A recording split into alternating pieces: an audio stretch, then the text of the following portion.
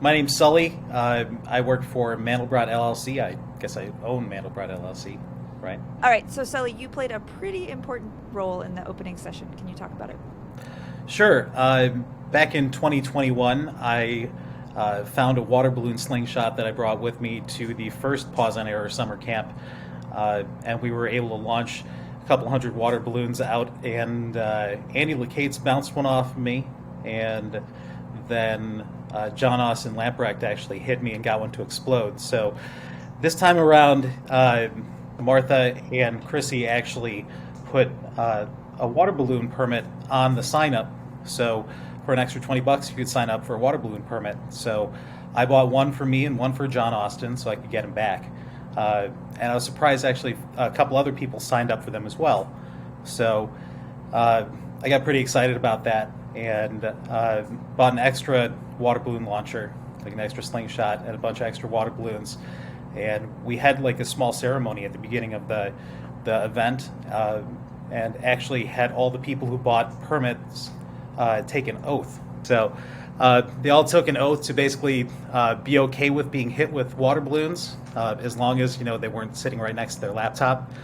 And it was pretty special. So we had a lot of fun with that.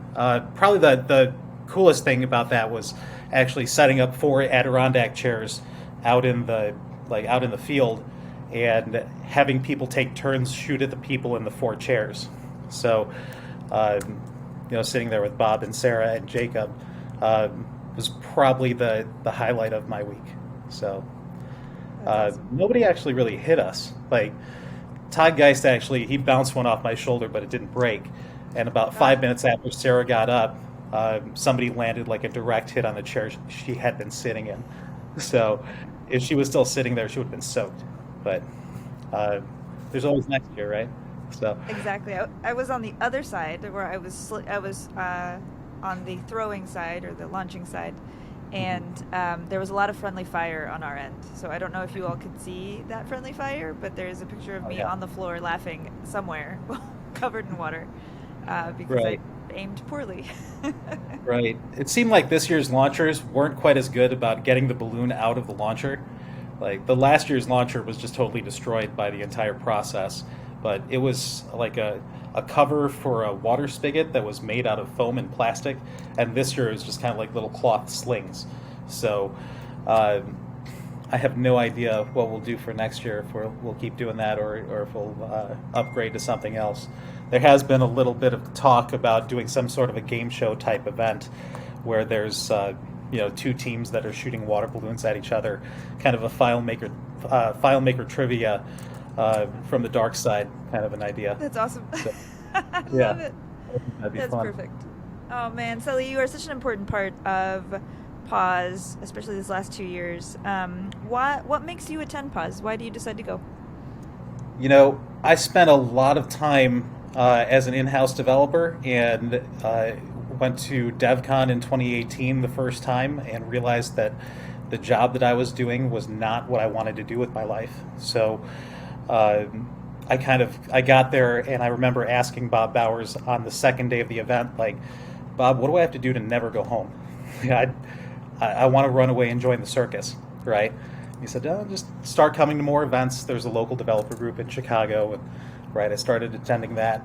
And then the pandemic hit, and all those events disappeared, right? So I just started my own shop, and I'm out there on my own trying to figure out how I'm going to find more clients. And what I really wanted to focus on was helping other developers with problems they couldn't overcome. So uh, having the in-person interaction of Pause on Error was just a no-brainer for that. Being able to show some of my skills and help enhance the community and kind of give back to them some of the things that they can't do on their own. Uh, that was kind of it was an easy call, right, to decide to go and do that. Uh, when I got there, I found the community was actually a little bit different than I expected. Right, if you're used to only going to DevCon, and then you go to Pause, it's much more involved of a process. It's more personal. It's a smaller group of people. It's less of a sales conference. And there's still a lot of value to DevCon. And I'd love if they could do DevCon this year for the first time in 4 years, right? Uh, I would go to both, but uh, pause is more of an intimate setting, and the conversations that you have there branch far beyond the technical into relationships and dealing with clients, how you approach your job, how you approach uh, everything. So also a great chance to just be away from my home and my desk for a little while. So it was actually kind of sad having to go back and look at all the emails that I had missed and thinking, oh man, I wish I could, just kind of live in that little utopia like permanently, right? So Yeah. uh, it's an amazing experience. I'd recommend to everybody. So. Very cool. What memory stuck with you from this year? Well, the water balloons is one thing. One of the best sessions that I attended was Mike Ross and John Howell did a session about perfection, where they talked about how perfect is the enemy of good, right? The one contribution I was able to really make to that session is just saying, the software is done when the last user uninstalls it, right? That's when you're done. So you have to be okay with that, and you have to be okay with having your work is never truly 100% finished, or you'll lose your mind. So that conversation opened up another conversation that became an ad hoc session. That was my favorite ad hoc session, which was Adam Aronson talking about. It was supposed to. Well, it started off with like how to deal with the client from hell, but it turned into FileMaker therapy very quickly. And we all kind of commiserated about how do you deal with clients that are difficult and how do you position yourself so you don't get yourself in those kinds of situations. Hopefully we'll be able to continue doing those. I thought that was actually like really heartwarming, right? To be able to talk to people that have similar issues. So one other thing I'd like to mention is Leland Long's Pac-Man demo. So did you get to see the Pac-Man demo? No.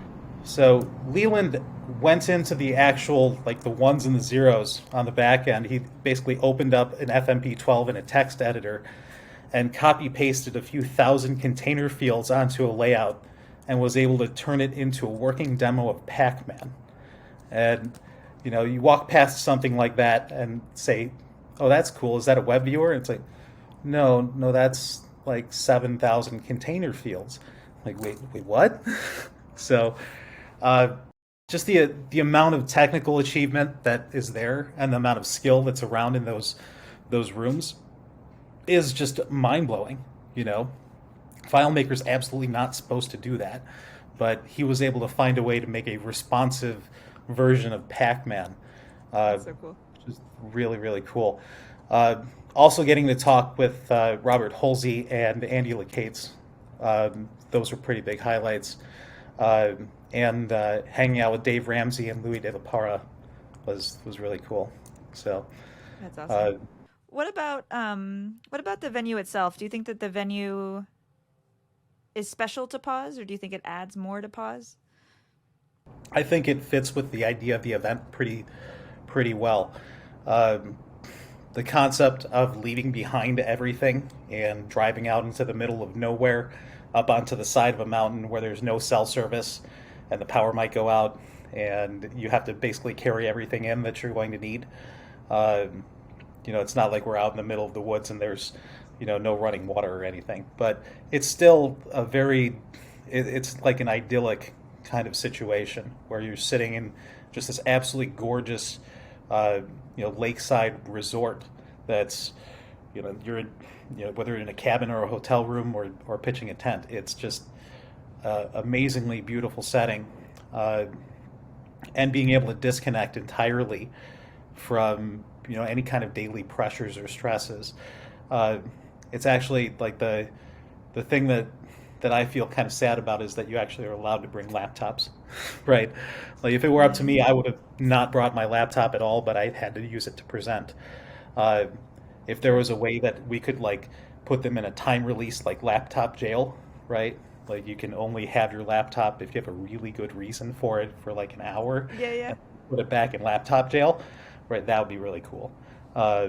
That's But awesome. Hey, that's a good yeah, idea. Maybe we'll think about it. right. right? The sheriff will enforce the rules with water balloons, right? That's right. You forgot to mention that you are now officially the sheriff. Yes.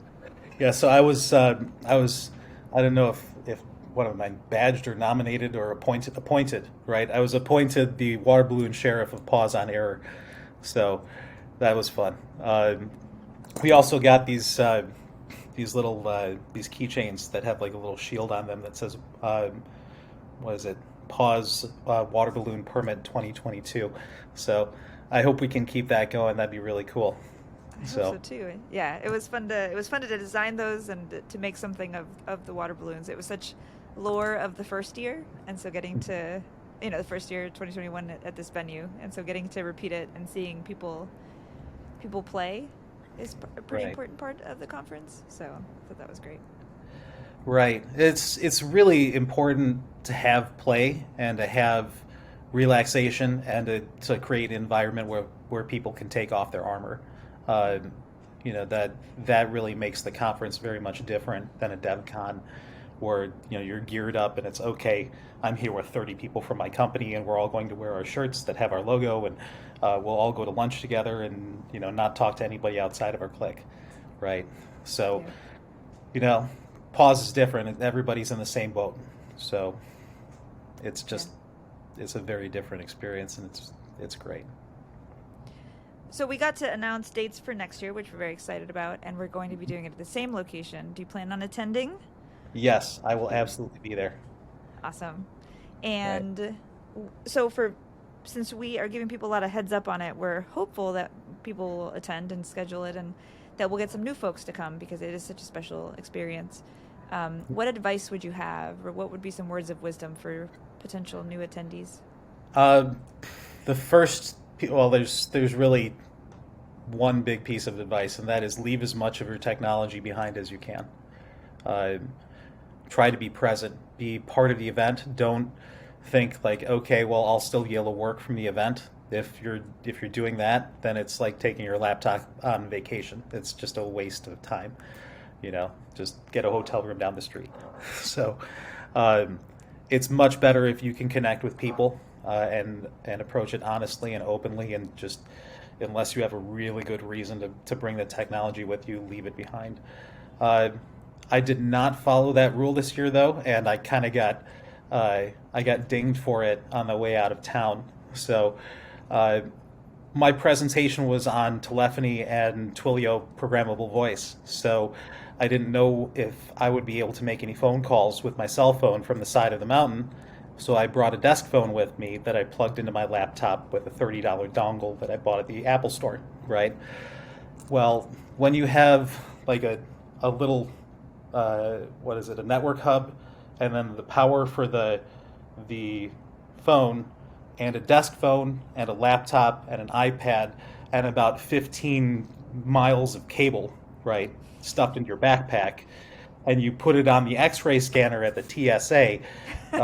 They don't really like that. I mean, I think I also had a pair of locking needle nose pliers in there too. I mean, it looked like a bomb making kit, right? That's funny. So they scanned it 3 times, and then the TSA agent said to me, "What do you need all this for?" And I said, "Well, I wasn't sure if I'd be able to make a phone call from the side of a mountain, so I had to bring a couple different ways to do it." And she said, "Oh, okay." And then she turned around, and all of the TSA agents were looking at her, and she said he had to make a phone call from the side of the mountain. And they all went, "Oh." Uh, That's I awesome. was actually I was hoping that one of them would like pull up a supervisor and they would take me into the back room and then I'd be like, "Okay, so here's my demo. Like watch this. Here, I'll just plug my phone in and start making calls." Right? I get That's one more awesome. chance at the demo. But I Yeah, don't think they would let you play with anything that was in the bomb making kit in the airport probably if they not. really so That's very cool. that was fun. What? Anything else you want to talk about or mention about pause, or anything you'd want other people to know that listen to the podcast? Um, yeah, actually, a question for you. What do you think the max capacity is of that event? Like, if we Ooh, stuffed people into the camp all the way to the gills, like to the point where we could fit no more people at all, how many people do you think we could put in there? you know what? I haven't looked at the numbers in a while, so Chrissy and I would have to probably pull that up. What's tricky about the venue, and so this is like filling it to the gills is your point, right? So there are multiple types of lodging options. So there's the hotel, which most of them have 2 beds in them. There are cabins, and there's 2 different sizes of cabins. And so those are bunk beds that are, each bunk room could fit technically 8 people if you bunked everyone top and bottom. And then you can camp, which we had 1 person camp this year. We were supposed to have 2 people camp last year, but the rain did not let that happen. So we had 1 person who actually, brought a tent and camped. I don't know. We had 110 this year. We had a little bit of wiggle room, I'd say. That's something I'll have to look into and see what we could do. But a little bit more probably, yeah. Yeah. So spots fill up quick. So if you're that's the second piece of advice is if this sounds at all like something that you might want to do, get yourself there, sign up quickly because the spots do fill up pretty fast. It'd be great if we could fit 500 or 1,000 people in camp, but I don't think that would be the same event, right? It's true. Right. So. Yeah. Yeah. Cool. All right. Any other last thoughts before we jump off here? No. Thank you so much for putting the event together. So, back in a former life, I used to give guns to children. Well, squirt guns. Sorry, not real guns. Squirt guns to kids during summer carnivals around Chicago. So I understand how difficult it is to pull off an event like this and to get all the moving parts to actually line up. So you did a fantastic job. So I appreciate that. It's always, it's fun to put it together, and it's fun to hear these stories and to have been part of the story. And I can't wait as we talk through between now and then and come up with other crazy ideas of what we do at Pause and get to collaborate with you on this very playful, fun event that feels very different than most other things we do. So thank you for being a part of it. It means a lot to me. Absolutely. So I can't wait to keep going. Awesome. Thanks, Sully. Thank you.